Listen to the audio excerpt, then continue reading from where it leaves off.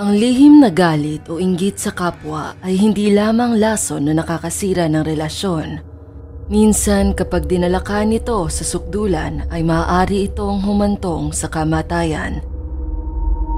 Si Jessica Wongso ay pinanganak noong 1988 sa Jakarta, Indonesia sa isang napakayamang pamilya.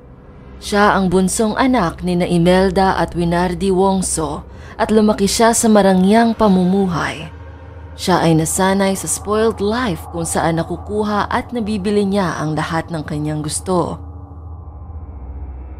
Ang pamilya nila ay may-ari ng isang malaking kumpanya na nag-aangkat ng plastik. Sa katunayan, isa sila sa pinakamalaking distributor ng plastik sa Indonesia. Maraming tao ang tumatawag sa kanyang ama bilang Plastic King. Sa isang bansa tulad ng Indonesia kung saan karamihan ng populasyon ay nabubuhay sa kahirapan at kumikita ng humigit kumulang $4 o 200 piso lamang kada araw, si Jessica ay kabilang sa iilang maswerteng nasa mataas na antas ng pamumuhay. Noong 2005, nag-migrate ang mga magulang ni Jessica sa Sydney, Australia dahil ito ang pangunahing merkado ng kanilang negosyo. Bumili sila ng isang napakagandang bahay sa suburban harbor area ng Double Bay, isa sa pinakamayamang lugar sa Sydney. Ang isang maliit na lote doon ay maaaring magkahalaga ng milyon-milyong dolyar. Bumili ang ama ni Jessica ng 2 magkatabing lote para sa mas maluwang na tirahan. Gayunpaman, sa hindi malamang dahilan, hindi sumama si Jessica sa kanyang mga magulang at mga kapatid sa Australia. Naiwan siya sa Jakarta upang tapusin ang kanyang high school education. Ang kanyang pamilya ay nag-hire ng maraming tauhan upang alagaan at bantayan siya sa panahong iyon. Mula pagkabata, mahilig si Jessica sa mga video games at may talento sa pagpipinta. Nagagawa niyang umupo sa isang tabi at gumuhit ng maghapon. Ang pasyon na ito ang nagtulak kay Jessica na mag-aral ng graphic design. Nang makapagtapos ng high school noong 2007, lumipat siya sa Sydney upang manirahan kasama ang kanyang pamilya at nag-enroll sa Billy Blue College of Design. Kahit na nasa Australia ang kanyang mga kapatid, magkahiwalay ang kanilang mga buhay at bihirang magkita-kita. Sinimula ni Jessica ang kanyang buhay sa universidad at nagkaroon ng maraming kaibigan. Ayon sa kanyang mga kaibigan sa kolehiyo, si Jessica ay masayahin at palabiro. Laging nagbibigay ng saya sa mga nasa paligid niya. Dito nakilala ni Jessica ang isa pang Indonesian student sa university na si Myrna Salihin. Katulad ni Jessica, si Myrna ay nagmula rin sa napakayamang pamilya sa Jakarta. Ang kanyang ama na si Eddie Salihin ay isa ring matagumpay na negosyante. Si Myrna ay may kambal na kapatid na babae na si Sandy Salihin at ang kanyang matagal ng kasintahan ay si Arif na nag-aaral din sa Melbourne, Australia habang si Myrna ay nasa Sydney. Mabilis na naging malapit na magkaibigan sina Myrna at Jessica dahil parehas sila ng family background, parehong mahilig sa arts at mga independent na babae. Bagaman magkaibigan, may mga pagkakaiba rin sina Jessica at Myrna. Kung si Jessica ay palaban at laging bida sa bawat okasyon, si Myrna naman ay mahiyain at simple. Si Jessica ay gustong laging maging sentro ng atensyon, habang si Myrna ay mas gusto ang tahimik at payak na buhay. Bukod pa rito, ang pamilya ni Myrna ay mas malapit sa isa't isa kumpara sa pamilya ni Jessica. Ang mga taon ng kanilang pag-aaral sa universidad ang pinakamasaya para sa lahat. Madalas na lumabas sina Myrna at Jessica kasama ang 2 pa nilang kaibigan na sina Hani at Vera na pareho ring mga international students mula sa Jakarta. Matapos ang graduation, bumalik si Myrna sa Jakarta kasama ang kanyang kasintahan habang si Jessica ay piniling manatili sa Australia kasama ang kanyang pamilya. Noong Hunyo 2015, bumisita si Myrna sa Sydney para magbakasyon. Pinlano niyang makipagkita sa mga kaibigan sa universidad at maglibot sa magagandang tanawin ng Sydney. Muling nakipag-ugnayan si Myrna kay Jessica at nagkasundo silang maghapunan ng magkasama. 4 na taon na ang lumipas mula ng kanilang graduation at abala na sila sa kani-kanilang mga buhay. Habang masaya si Myrna sa kanyang kasintahan at naghahanda ng para sa kanilang kasal, ang buhay ni Jessica ay tila hindi naging kasing ganda. Nagtrabaho siya sa New South Wales at may kasintahang si Patrick, ngunit madalas silang mag-away. Ayon sa salaysay ni Jessica, gumagamit si Patrick ng ipinagbabawal na gamot at may ugaling marahas, bagamat wala namang itong patunay na akusasyon. Naging depressed at negatibo si Jessica. Hindi na siya ang dating babaeng may masayahing disposisyon. Nag-alala si Myrna para sa kaibigan. Si Myrna, likas sa pagiging matapat na kaibigan, ay inutusan si Jessica na iwanan si Patrick. Hindi naman inasahan ni Myrna ang magiging tugon ni Jessica. Nanahimik ito at naging walang kibo matapos payuhan ng kaibigan. Ilang saglit pa ay bigla itong tumayo mula sa mesa at iniwan si Myrna sa restaurant ng walang paalam. Simula noon ay tinatanong ni Myrna ang kanyang sarili kung may mali ba sa kanyang ipinayo sa kaibigan, at dahil din doon ay nangako siya sa sarili na hindi na muling mangingialam at magbibigay ng komento sa mga isyong katulad ng kay Jessica. Simula nang mangyari ang insidenteng iyon ay unti-unting nagkalamat ang pagkakaibigan ng dalawa at kalaunan ay tuluyan na itong nasira. Sinabi ni Myrna kay Arif na makikipagkita na lamang siya kay Jessica kung may kasama silang iba pang mga kaibigan. Hindi na siya komportable na makipagkita kay Jessica nang sila lamang. Sinabihan naman ito ni Arif na huwag masyadong dibdibin ang nangyari.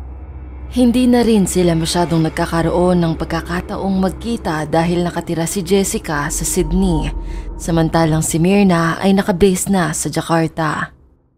Noong Nobyembre 2015, 5 buwan matapos ang hindi komportableng pagkikita nila ni Jessica sa Sydney, ginanap ang engrandeng kasal ni Myrna at Arif sa Bali, Indonesia. Nagkaroon sila ng isang napakagandang seremonya. Iniimbitahan ang lahat ng kanilang mga kaibigan maliban kay Jessica. Si Myrna, maganda, matalino at mayaman, ay may mabuting asawa at mahal ng lahat. Ang kanyang buhay ay tila perpekto. Samantala, sa kabilang panig ng mundo, ang buhay ni Jessica ay patuloy na nalulugmok. Noong Agosto 2015, nag-crash ang kotse ni Jessica sa isang nursing home 2:00 ng madaling araw habang siya ay lasing. Ang kanyang Audi A3 ay bumangga sa pader ng Home for the Elders. Sa kabutihang palad, walang nasaktan sa aksidente at dinala si Jessica sa ospital para gamutin. Ang aksidente ay gumising sa lahat ng nasa nursing home at nagdulot ng kaguluhan. Si Jessica ay nagtamo lamang ng mga minor na sugat, ngunit ang kanyang Audi ay malubhang nasira. Hindi ito ang unang beses na naospital si Jessica. Sa buong taon ng 2015, 5 beses siyang naospital dahil sa kanyang pagtatangkang wakasan ang sariling buhay. Samantala, sa lahat ng pagkakataong ito ay maswerteng nadaratnan siya ng boyfriend na si Patrick at napipigilan ang mas malalang posibleng mangyari. Noong Nobyembre, napuno na si Patrick sa lahat ng ginagawa ni Jessica. Lumapit siya sa pulisya upang humingi ng restraining upang tuluyan nang makalayo kay Jessica. Ngunit pagkatapos nito ay binulabog siya ni Jessica sa pamamagitan ng pagsasend ng libo-libong text messages sa kanyang cellphone. Kalakip ang pagbabanta na papatayin siya nito at wawakasan din ang sariling buhay kung iiwanan siyang tuluyan ni Patrick. Kinontak din ni Jessica at inistorbo ang mga kaibigan at pamilya ni Patrick. Ipinahayag ni Patrick ang kanyang pagkaubos ng pasensya at ang kanyang pangamba para sa kaligtasan niya at ng kanyang pamilya.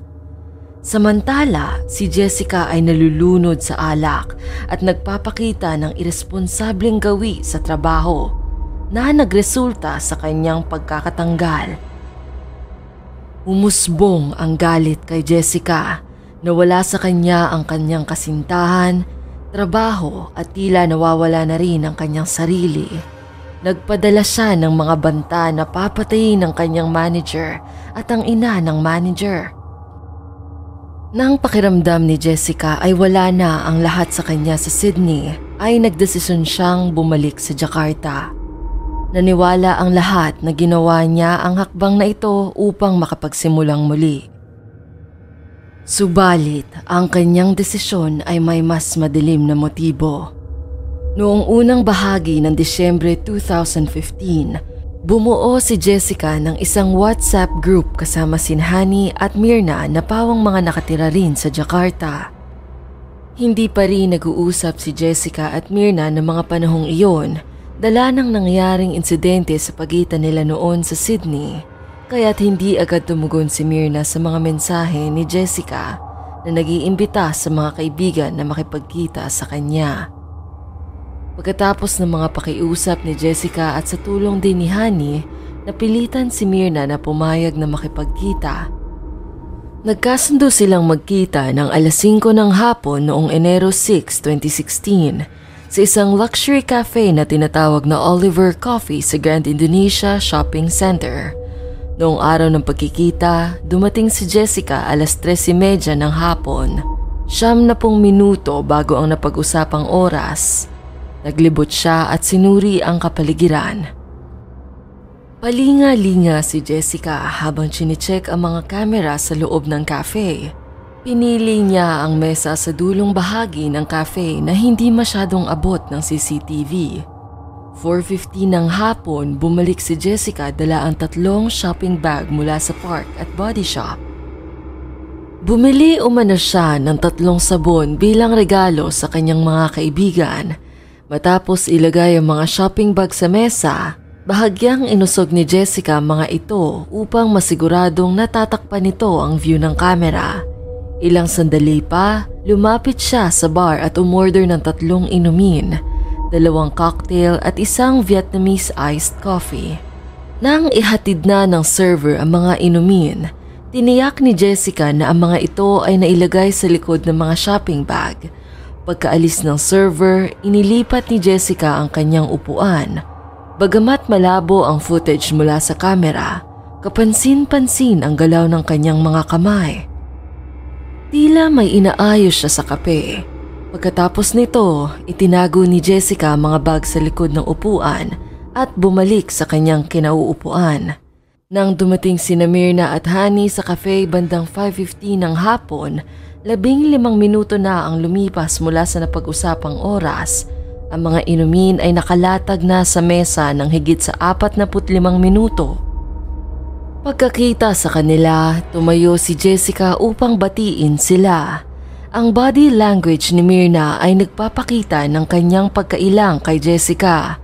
Umupo si Myrna sa pagitan ni Jessica at Hani at agad na inalok ni Jessica ang mga in-order na inumin sa mga kaibigan. Walang kaide-ideya sa posibleng mangyari. Ininom ni Myrna ang kape, ngunit sa unang lagok pa lang ay naramdaman na niyang may mali. Ikinampay niya ang kanyang mga kamay sa harap ng kanyang mukha at sinabi nito kay Hani na ang lasa ng kape ay nakakasuka. Halos hindi na niya naubos ang inumin, ngunit ang isang lagok na iyon ay sapat na upang tuluyang mapahamak si Myrna. Makalipas lamang ang ilang segundo, nagsimula siyang magsuka. Bumula ang bibig at nagkikisay. Bumagsak siya sa sahig at nagsimulang magkagulo. Agad na sumaklolo ang mga server at ang manager.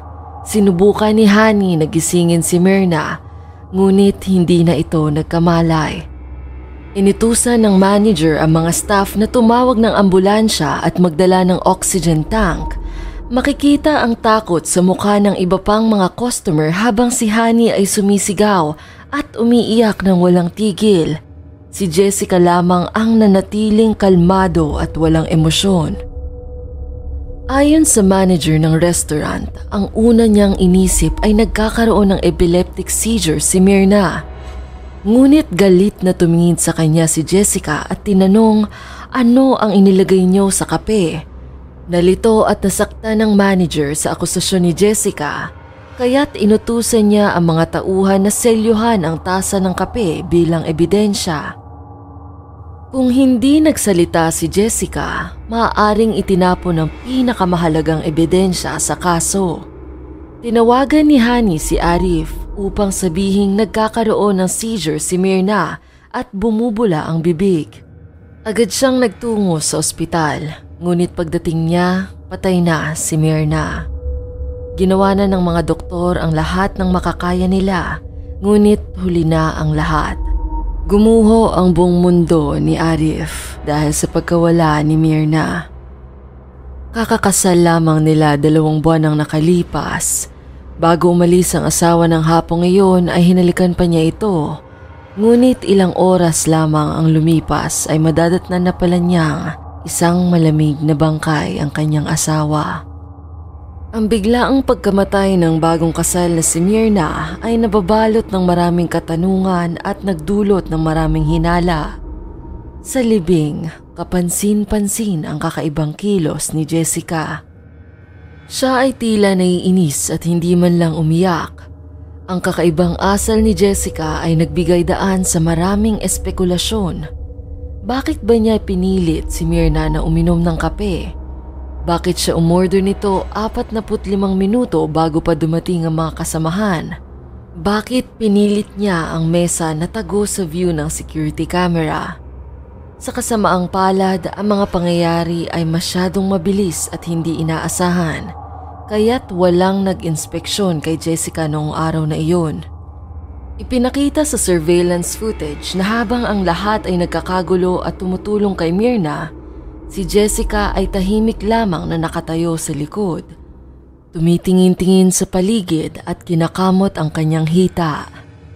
Ang mga toxicologist ay nagspekula na ang pangangati sa kamay ni Jessica ay maaaring sanhi ng direktang paghawak sa cyanide. Gayunpaman, nang tanungin si Jessica na ibigay ang kanyang pantalon para sa pagsusuri, sinabi niyang itinapon na niya ito dahil nadumihan ito ng suka ni Myrna. Ngunit ayon sa CCTV ay hindi man lang lumapit si Jessica kay Myrna matapos itong malason. Nakatayo lang siya sa malayo, walang emosyon at walang ginawang tulong. Gayunpaman, mahirap paniwalaan na ang isang kaibigan, isang dalagang mula sa mataas na antas ng lipunan at edukasyon tulad ni Jessica, ay may kakayahang gumawa ng ganitong karumal-dumal na krimen. Itinurn over ng manager ang tasa ng kape ni Myrna sa pulisya para sa investigasyon. 3 araw ang lumipas at nailabas na ang mga resulta ng pagsusuri.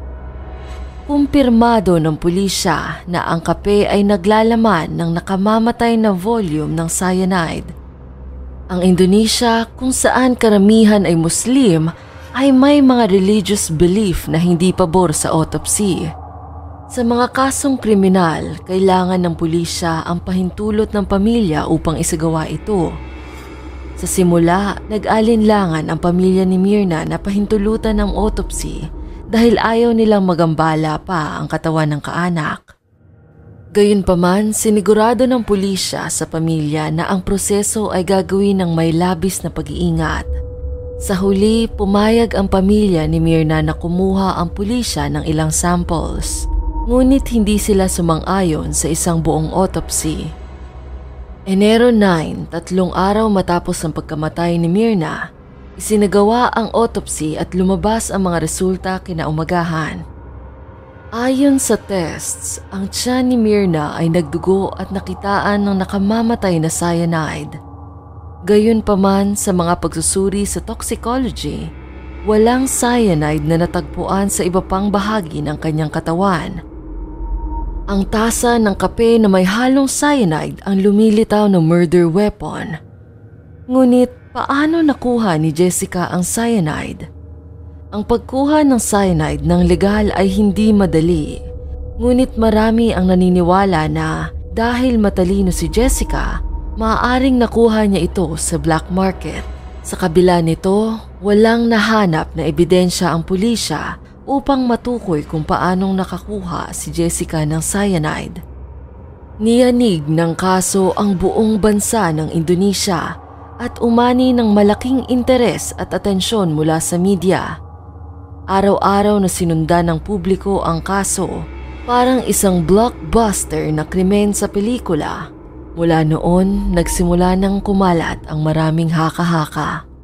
Ang lahat ay nakaantabay at nagtatanong, ano ang kanyang motibo? Ang ilan ay nagsabing may lihim na damdamin si Jessica para kay Myrna at nang malaman niyang ikinasal na ito kay Arif, nagpa siya siyang maghiganti. Ang iba naman ay nagsasabi na galit si Jessica dahil hindi siya inimbita sa kasal at nakita niyang mas naging malapit ang matalik na kaibigang si Myrna kina Hani at Vera. Si Arif, ang asawa ni Myrna, ay naniniwala na nagalit si Jessica dahil pinayuhan siya ni Myrna na makipaghiwalay sa kanyang kasintahan. Samantala, si Sandy na kapatid ni Myrna ay naniniwalang pinatay siya ni Jessica dahil sa inggit. Naiinggit siya sa lahat ng mayroon si Myrna na wala sa kanya. Hindi lang kayamanan kundi pati na rin ang isang mapagmahal na asawa, masayang pamilya at mga kaibigan sa Jakarta. Gayunpaman, lahat ng ito ay haka-haka lamang. Ang tunay na motibo sa likod ng mga kilos ni Jessica ay maaaring siya lamang ang nakakaalam. Nakipag-ugnayan ng pulisya ng Indonesia sa mga otoridad ng Australia upang makuha ang anumang criminal record ni Jessica habang siya ay naninirahan sa Australia. Dahil sa mga batas ng Australia laban sa parusang kamatayan, pumayag ang pulisya na ibigay ang mga file sa kondisyon na hindi haharap si Jessica sa parusang kamatayan kung siya ay napatunayang nagkasala. Pumayag ang mga otoridad ng Indonesia. Ang record ni Jessica sa Australia ay nagpapakita ng hindi magandang pattern. Sa 13 record na hawak ng pulisya, iniulat ang iba't ibang paglabag gaya ng pagbabanta sa buhay ng iba, pagmamaneho ng lasing, at pag-apply ng restraining order ng kanyang dating kasintahan laban sa kanya at iba pa. Noong Hunyo 15, 2016, 6 na buwan matapos ang pagkamatay ni Myrna, nagsimula ang tinaguriang Trial of the Century sa Central Jakarta Court. Walang senyales ng pagsisisi o kalungkutan si Jessica.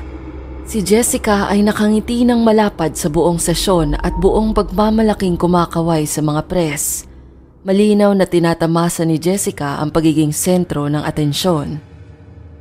Sa buong paglilitis, si Jessica ay palaging kalmado at laging nakangiti sa harap ng hukom. Tila tiwala siyang siya ay mapapawalang sala. Ang kanyang mayamang pamilya ay kumuha ng higit sa 15 pinakamagagaling na abogado ng Indonesia upang ipagtanggol siya. Ipinaglalaban ng depensa na walang nahanap na cyanide sa atay, baga o ihi ni Myrna. Isang maliit na halaga lamang ng cyanide ang nakita sa kanyang tiyan. Sinasabi rin nila na ang eksaktong sanhi ng kamatayan ay matutukoy lamang ng isang buong autopsy. Ngunit ang mga examiner ay kumuha lamang ng tissue at fluid samples para sa pag-aaral at hindi nagsagawa ng komprehensibong autopsy. Sinabi ng mga abogado ni Jessica na maaaring namatay si Myrna dahil sa hindi natukoy na karamdaman. Bukod dito, hindi kailanman napatunayan ng pulisya na si Jessica ang nagmamay-ari ng cyanide. Noong Oktubre 5, 2016, punong-puno ng mga tagapanood ang courtroom at ang bansa ay napatigil habang naghihintay ng hatol. Sa huli, napatunayang nagkasala si Jessica at hinatulan ng 20 taong pagkakulong. Napuno ang ingay ng palakpakan ng silid dahil sa kasunduan sa pulisya ng Australia nakatakas si Jessica sa parusang kamatayan. Para sa mga karaniwang mamamayang Indonesian na nagmamasid sa buhay ng mga pinakamayayamang tulad ni Jessica at Myrna, naging malinaw na kahit ang mga katulad nila ay may sarili ring problemang pinagdaraanan. Pagkatapos ng kaso, ang Vietnamese iced coffee ay tila naging pinakapopular na inumin sa lungsod na matatagpuan sa mga cafe saan man. Sa likod ng masarap na lasa nito na kinahumalingan ng karamihan ay isang mapait na kwentong mahirap lunukin para sa mga taong nawalan ng mahal sa buhay. Si Myrna. Kung ikaw ay umabot na sa bahaging ito ng video, maraming salamat sa iyo. Para sa iba pang istorya, huwag mong kalilimutang mag-subscribe sa aming channel at kung may nais kang ma-feature na kwento na sa tingin mo ay angkop sa channel na ito, maaari mo itong isulat sa comment section. Ito ang Tagalog Bizarre Story Archives.